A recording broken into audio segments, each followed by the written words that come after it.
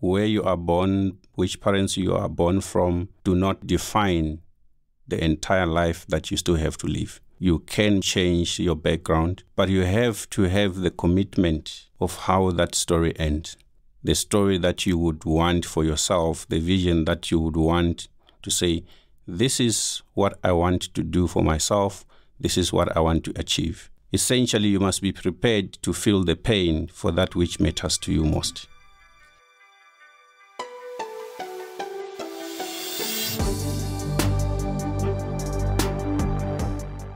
Hello and welcome to The Change Exchange, where we talk about the change moments in life, how we make it happen, and how we deal with it when life makes it happen.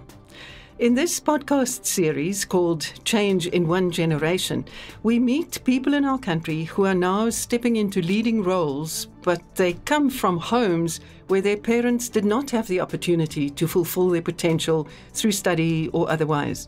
And in one generation, they are changing their own and often their family's environment completely. I am your host, Ruda Landman.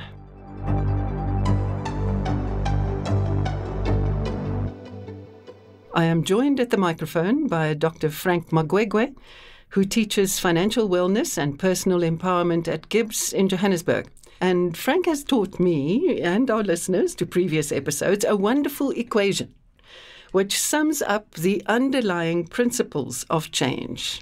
D times V times F must be greater than R. Dissatisfaction with your present circumstances, or even your future circumstances as you may see them, times a vision of how it can be different, times first steps that you take, baby steps, Frank calls them. Yeah. All of that must be greater than resistance. And Frank, you always say it's multiplication, not addition, because Correct. if any one of them is zero, then the whole lot falls down. The whole lot falls down. I give you an A+ for the way you explain this change formula, Ruda. Well done. But you also emphasize another element, social support. Absolutely. Because often we think change is a lonely journey. And listeners to our previous podcast have heard these amazing stories where somewhere in someone's change journey, there is some help that comes. Either a person that you meet and ask directly for help, or sometimes they offer help without you asking. Or some structure. Or some structure that is important, Ruda. Or some structure that comes through and that provides you with that support that you need to progress as far as change is concerned. So it's very important to understand that change is a team sport. You really don't work well on change if you're just alone.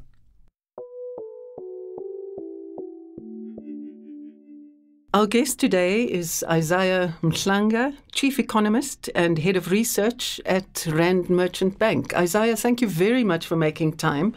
I don't think there's much of that in your schedule.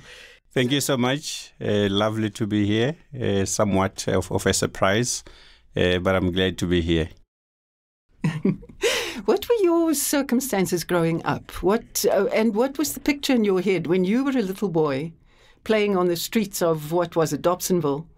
What was the picture in your head? Where were you going? Where did you see yourself as an adult? Look, I think as a young person, quite playful. You don't mind because parents are there. So you don't really think about the big risks or where food is going to come from. You just know it's going to be there when it's required. But then mom passes on and everything changes. You were a teenager. Yeah, I was 17 at the time, which then necessitated a different approach because the support system that used to be there is no longer there. Well, at least not in the same way that it used to be. So it necessitated some changes in approach, but it also brought a different sense of what one needed to do in order to make it in life and live a decent livelihood. Frank, I said in the intro that sometimes we make decisions and sometimes life makes them for us. Correct. Is there research about resilience, about what makes a person find a way and find his or her feet again, or it could also, you could have gone off the rails, you could have given up. Resilience definitely comes into play. Remember, on the podcast, we define resilience really as a skill. It's the capacity to overcome tragedy, to overcome trauma, failure, mistakes. So it's really one of those, I almost think of it as this skill that is necessary for navigating change. So one of the elements that comes to... It's like being fit. It's like being fit, absolutely, Ruda. And the thing that's coming to mind for me, and I'm sure we'll hear as we proceed with our wonderful dialogue with Isaah, is that the engine of resilience, Ruda, is optimism. The idea that things are going to be okay in the future. In time, good things happen to people. You might not know exactly how it will happen, but that belief is so powerful, particularly when you're going through grief. And I suppose the other side of that is the conviction that you can actually do something about it. You're not a victim of circumstance. Absolutely. Your uncle sat you down and had a very serious conversation, yes? Indeed, and I think that's the support structure that Dr. Magwege speaks about. Without him and the intervention that he made, life could have taken a completely different course. What did he say? He said to me, your role is to go to school, and that alone and nothing else. To such an extent that even funerals would say, you have no business going to bury the dead. I will do that. That was it. And he said to me, there is no one that is going to be able to afford to pay your school fees, to pay your university fees. So the only way that you have to do is to pass so well such that everybody that sees your results will be compelled to do something. And this was before NSFAS. It was much more uncertain, huh? Absolutely. It was much more uncertain. And it was not possible at the time for any family member to go to a bank and borrow money for me to go to university. It wasn't possible. So that was the only way. And then you made a decision that I find so admirable because so few people manage to do that. You stepped away from the group. You said, okay, the rest of you are partying and playing soccer or whatever you're doing. I am sitting at my desk or at a desk somewhere and I'm studying. Was that a conscious decision? It was a conscious decision. I had to make an assessment of the group of friends that I had, what sort of family backgrounds where they come from, and how does that compare to my family background. Essentially, I had no safety net, which they had. So I had to behave differently in order to pursue and be successful in that which I had to do before I could access tertiary education. And that was just to pass a matric very well. That was my sole focus and nothing else. So I never went to any party.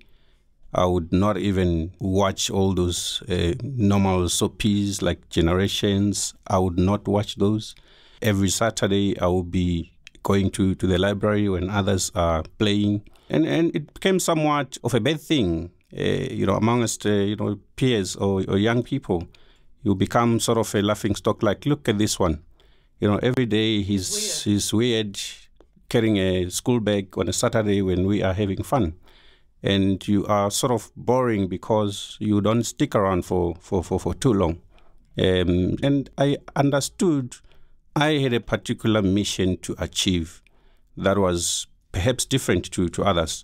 And I was okay with the treatment at the time because for me, the goal was bigger than the pain of the treatment. And Ruda, I have to come in here, I can't wait. Please. Did you hear the 3 elements of the formula coming through right here? Number 1, dissatisfaction with the status quo.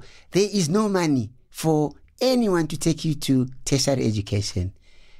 V, your passport is studying hard and you pass and you see what happens when you are in possession of a good matric. Baby steps. I looked at my friends They had a different mission. I went to the library every Saturday. Baby steps to that good metric that he was looking for.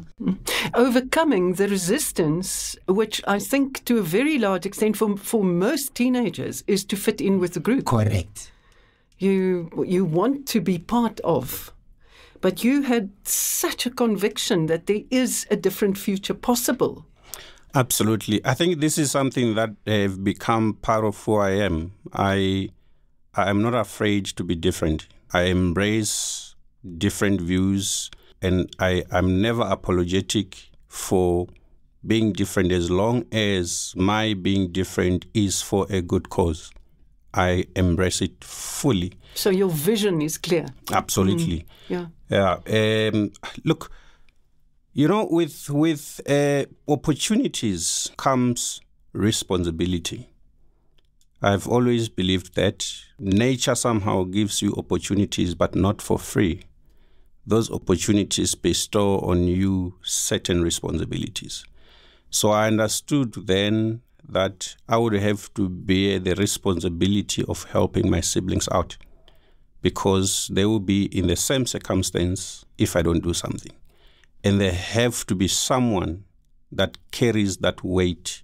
We can't all wait to be, helped without us willing to be the helper. So for me, having my uncle Simon, who took the responsibility of providing such a safe space, however inconducive it was in terms of providing an ample space to actually study properly, it was what he could provide. That for me was an opportunity that was created. So I had to make use of it to make sure that brings results that will make me responsible enough to do that which I believed is my role, which is to uplift others. Agency. Yeah.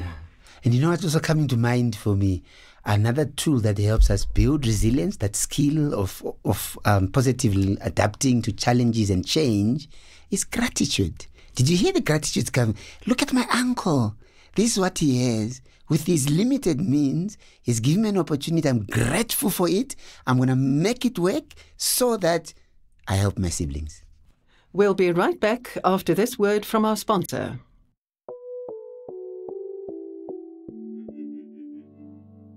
People don't spend a lot of time thinking about financial services.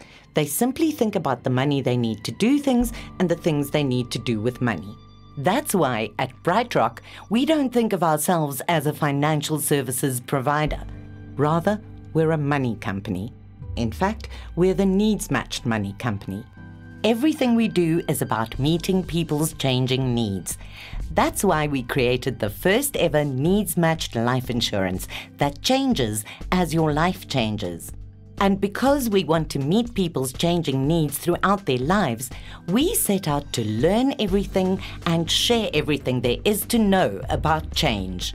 We call it Change Science, and you can learn all about it at the Change Exchange, a free resource that's filled with tips, tools, and inspiring stories to help you navigate change in your life. You can find more on changeexchange.co.za or on your preferred podcast platform. Just search for Change Exchange.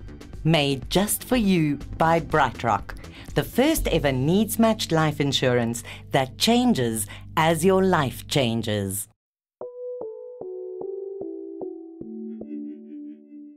Welcome back to Change in One Generation, where our guest is Chief Economist at RMB, Isaah Mhlanga.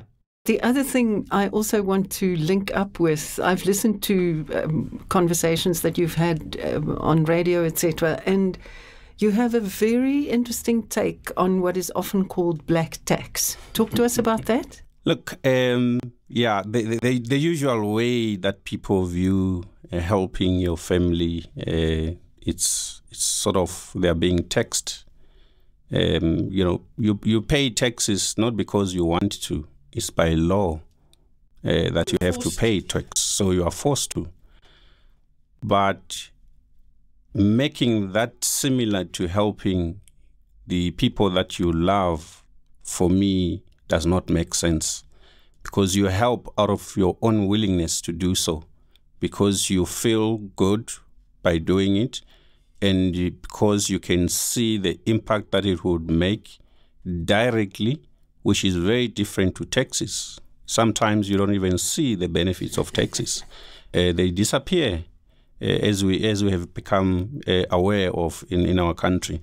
So for me, helping my family is not black tax. You can go back generations, many hundreds of years. The success of different families was possible because one in that family took the responsibility of making sure that the whole of the family is well taken care of. The rest of the family is educated. The rest of the family is involved in businesses. It wasn't viewed as black tax then. Why should we view it as black tax today? Most successful families, wealth is passed from generation to generation. It's not viewed as black tax. Why should we view it as black tax? But you also have a very clear sense of kind of cause and effect. You said in one interview that if you are the only one who can provide, then you will forever be the one who provides. Absolutely. So it actually makes sense for you. It's actually in your best interest to empower so that you don't have to do it until eternity. Empower them to be independent, to stand on their feet. I think it's the popular saying, teach a man how to fish, then they will have food for the rest of their life. But if you give them fish for a day, they'll come back tomorrow again.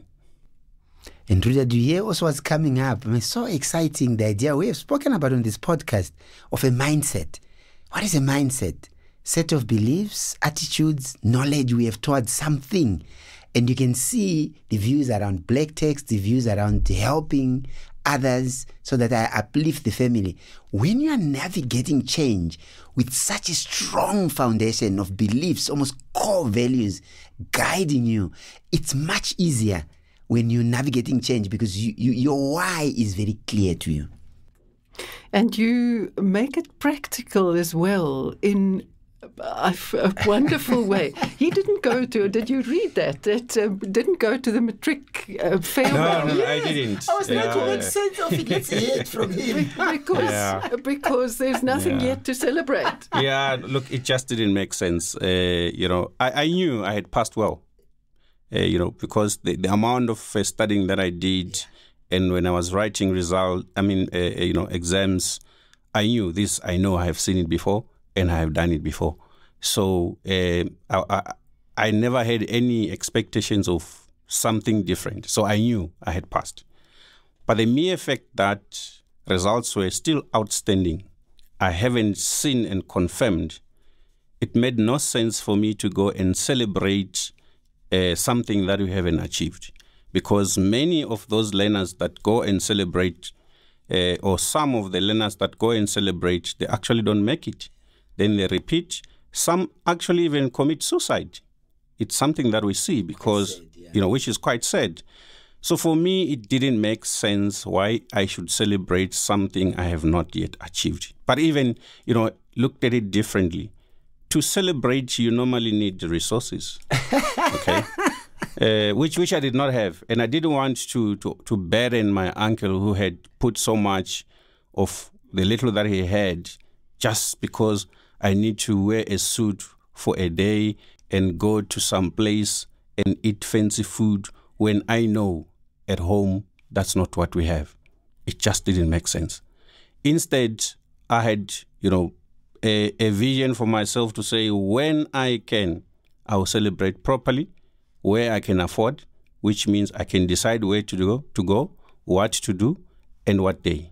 And you started putting away money even from a trick, huh? Tell us that story. Well, look, I think it started in first year when I was at the University of Johannesburg, which is where I studied for all my post-matric qualifications. I became a tutor there, so I would put money aside out of the tutoring, and I was sponsored, of course, in terms of my studies by Investec, because I became part of a program that is called ProMets, which is based in Dobsonville, started by Mr. Tumelo Mabitsela, and of course sponsored by Investec as well, which falls under the Kutlwanong Center for Maths, Science and Technology. We've had Setlohani Manchide as a previous guest on the podcast. Yeah. Wonderful, passionate social entrepreneur. So that attendance of that program, which is essentially it used to run from Friday to Sunday. So essentially you are at school every day of the week. But when we went there on Fridays, we only do 2 subjects, maths and science. The same on Saturday, the same on Sundays. And that's what helped me to have the matric results that I managed to produce. The first kid in Soweto to achieve 6 A's. Yeah, 6 A's all on higher grades. Well done. Wow. Look, back then it wasn't normal. These days it looks like every other kid is doing it. Yeah. But back then it wasn't as common, which is what eventually made it possible for me to find sponsorship. I remember I had not applied to any university. I had just focused on producing matric results. That's it. That was my core focus. I didn't want to think beyond that.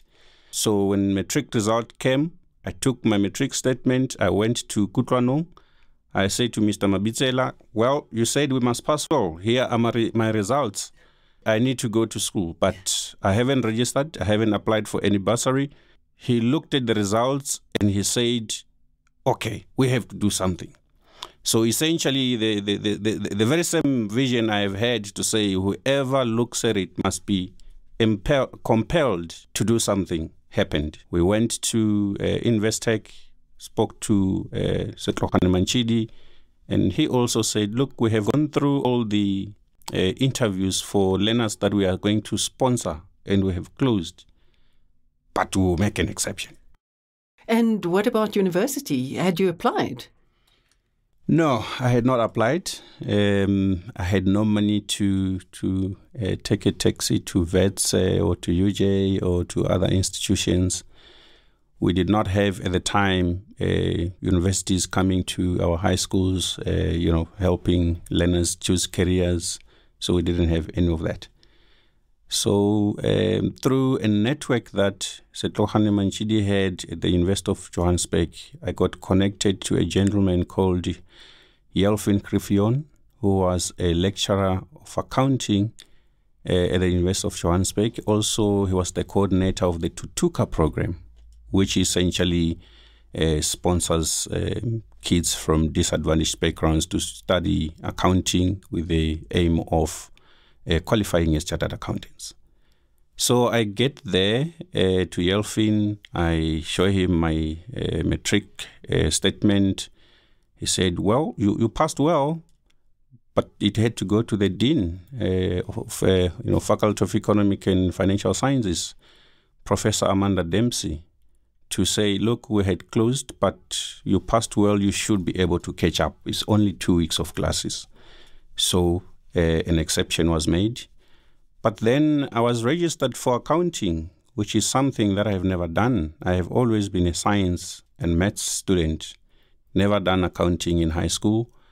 And I was not willing to sit at home for a year doing nothing and just waste 1 year so that I could do something that I thought this is what I want to do. So in my mind, I had a scholarship now guaranteed from Investec.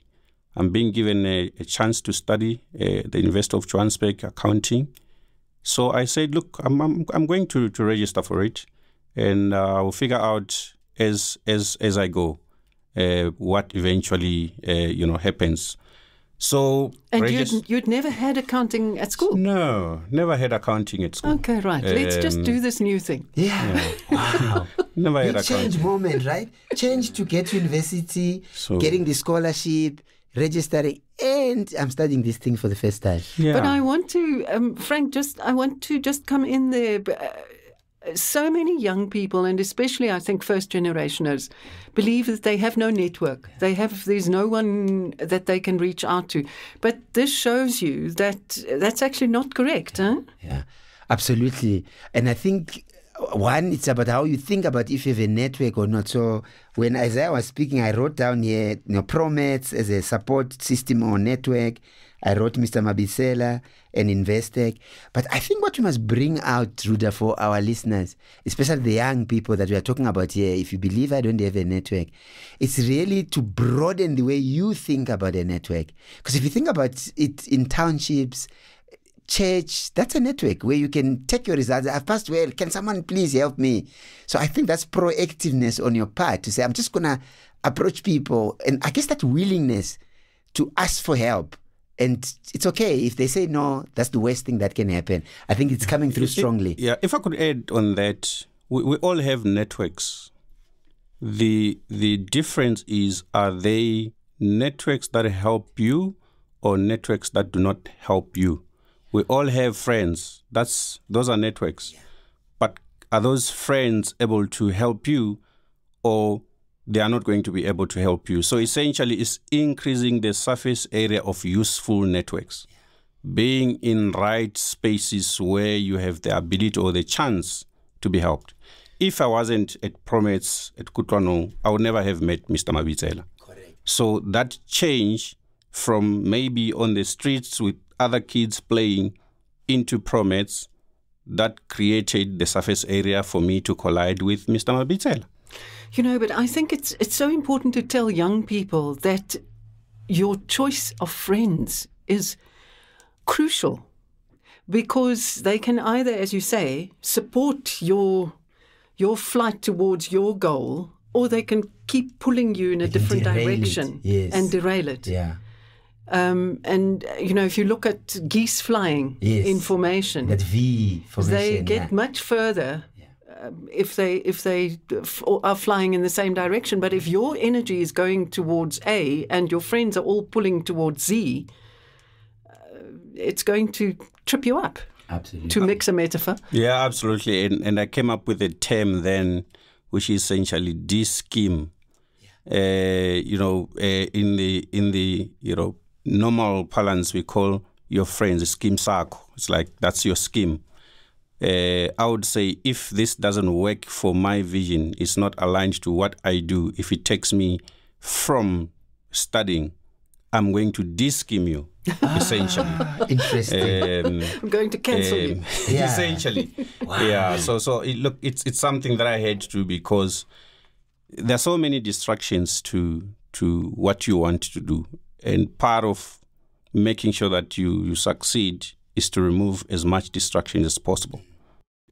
How did you think about your mom? You registered for account, not quite what you wanted to do, but the fact of the matter is, top student Soweto, 6 years at high grade, and you're at university.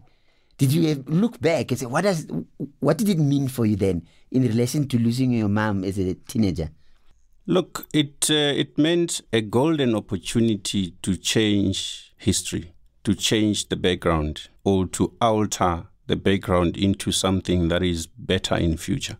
But I guess that was also influenced by, one movie that I watched where Denzel Washington is an actor. Essentially, it says something that says, we do what we have to do in order to do what we want to do. So at the time, that's how I understood that I had to do that, so that in future I would do what I want to do. And linked to that, you have a wonderful way of setting a goal and then rewarding yourself when you get to that. Tell us about that. Yeah, there's something that is, much more recent, I guess. Every time, or at least once a month, after setting myself to say, this is what I want to do, I sit back and reward myself. I go and buy a salmon, I buy a bottle of champagne, and I sit by myself and enjoy for breakfast once a month. And celebrate. Wow. It's small, but I think it's a reminder to say you have to take a step back and celebrate the little successes along the way. And it's quite important, because I get to look forward to that. No one around, just by myself. Not even my siblings are invited. It's just for me. I spoke about gratitude earlier, and I want to touch on two things quickly. The first one, I don't know if you've noticed that Isaah, when he talks about turning points, he knows all the names. Have you noticed that? Mr. Bamabitsela, the head of department at UJ, this lecturer, and it went to the VC. What that means is, here is someone who, something big happened to them, a turning point, someone helped them, that step on the ladder. And it's a way of gratitude when we remember who helped me when, right? So that's evidence of kind of the gratitude he carries in his heart. And more importantly, just listen to what he has said now. Small things, I'm grateful for what I'm achieving. It might not be big to other people, and I'm going to celebrate it. And that again talks to gratitude, talks to optimism. And those are often people call them soft things, but that's what matter to navigate the change in the world. And of course, our listeners would know, we're not just talking about change in his life circumstances, but we're also equipping them, right, with the signs of change, tools that you need to cope with load shedding, to cope with anything that's happening in your life. Optimism, gratitude, they build resilience, networks. I'm hoping that our listeners are connecting the dots in this amazing story. And celebrating, even if it's a small achievement, the small good things. Yeah. Be aware, mark them. And in fact, you know what they do, Ruda? They say, in the midst of load shedding and potholes and the circus of mayors we are having in our metros, I still have something to be grateful for. Absolutely. The other thing, we've talked about the social support and the networks and the formal and informal. Is there research about how individuals changing in the end changes a society? Oh, yeah, absolutely.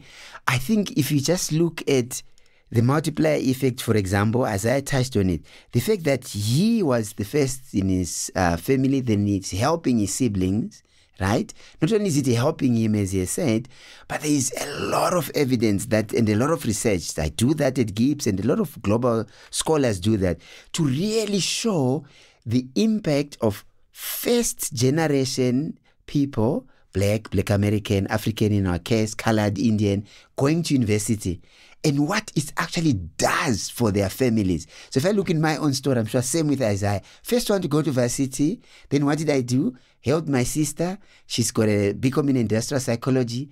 Me and her, we helped our brother. He's got an MS in social work. Then we helped our other brother. He's into nursing. So you can really see how that uplifts. And it's not only uplifting the sibling, the community, because there's also that aspiration. Looking at this family, Isaah, just from here in Dobsonville, look how this family has done. Absolutely, it's huge for countries and nations. And it's also, you are paying it forward, if I can put it that way. You are on the board of both Study Trust, to administer the bursary you got originally. Yeah. And Kutlwano. Help me? Kutlwano. There we go. I am, yes. I am a non-executive board member of Kutlwano and a trustee at Study Trust. So you're feeding it back. Absolutely. I have seen what these two institutions have done in my life, and I think it's almost an obligation to pay back, to pay it forward. Not an obligation in a negative sense.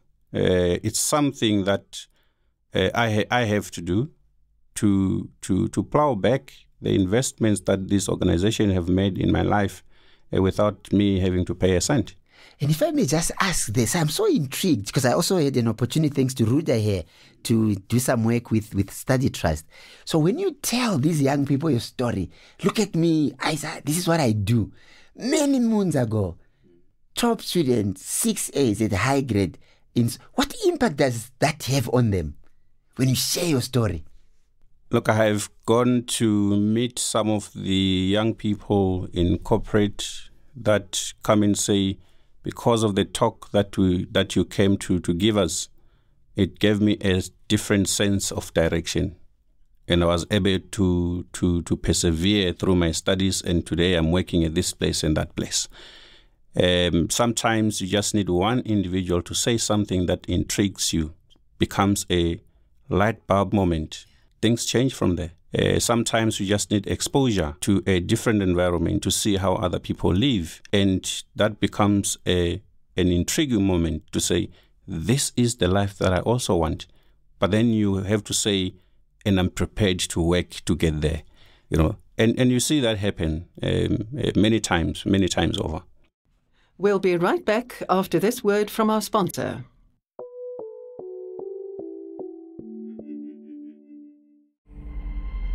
We created the Change Exchange because at BrightRock, we love change. And we wanted to know and share everything there is to know about change and how it impacts our lives. We call it Change Science. Change Science shows that everyone can get better at navigating change, and that in all moments of change, there's always opportunity. To learn more about Change Science, visit the Change Exchange, our free resource that's filled with tips, tools, and inspiring stories to help you navigate change in your life. Just like the stories in this podcast, you can find many more on changeexchange.co.za or on your preferred podcast platform. Just search for Change Exchange. Made just for you by BrightRock, the first ever needs-matched life insurance that changes as your life changes.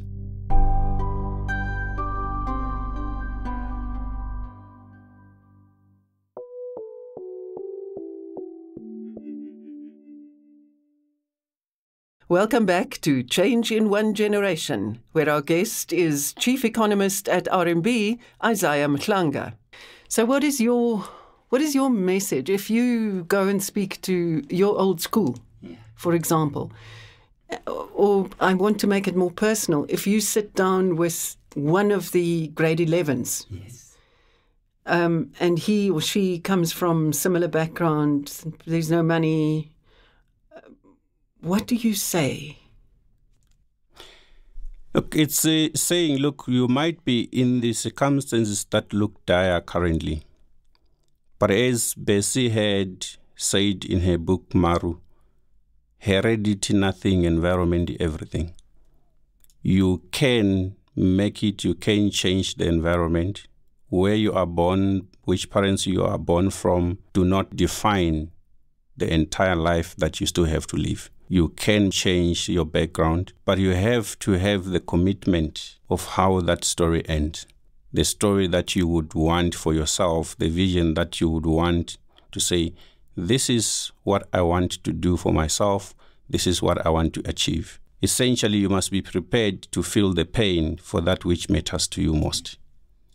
We often ask our guests who have managed to overcome obstacles and navigate difficult change in their life. When you look back, I'm wondering, Isaah, and this grade 11, you're sitting next to them as the picture Ruda has painted, for us, and they ask you, the mindset, the beliefs, the way you carry your life, the celebrating on my own with this bottle of champagne, what drives it? Where does it come from? If they want the secret sauce. Look, I think it's the belief that tomorrow is always better, can always be better than today. Right. Once you have that hope, that gives you a reason to look forward to the next day. You have started the process. And then the next step would be, what is it that I need to do to make that tomorrow possible? I think for me, that's pretty much sums it. And to know that there are people around that will always be willing to help. We are never short of help. There is someone somewhere that will hear your call and respond. And for me, I can name many of them. My Uncle Simon, my Aunt Joyce, one of the teachers at Matsediso, who was not actually teaching me, but she took an interest. Mem Sonlan gave me a plastic full of books when I was finishing grade 11, going into grade 12, in November. And I studied those books throughout December, preparing for grade 12. Wow. Now, so there was someone that was willing to help. And then we can talk about Mr. Mabitsela, Mr. Setlohano Manchidi, Stephen Kosev agreeing to pay even after processes have closed. He might not even remember me. I don't think he does. he might not even remember me, but I remember because of the impact that he did. And Yelfin Krifion at UJ, Professor Amanda Dempsey, some of my professors that eventually made it possible for me to become a research assistant at the University of Johannesburg. Professor, John Mwamba, who was my professor for financial economics at MCOM. Professor Bonga Bonga, Professor Kabundi, that gave me a business card and said, look, the IMF local office in Pretoria is looking for junior economists. Here's a business card. Call. I called. I was invited for an interview, and I got the job. Then therein lies the beginning of my professional economist career, that every person that does economics, if they start at the IMF, that's a perfect start. Right. And, there were people that saw something in me because I will always be loitering at the department. I'm always at the department loitering, asking them this question and that question, asking emphasis on certain topics, and they saw I had interest. And eventually, I had mentors outside that I bumped into by chance.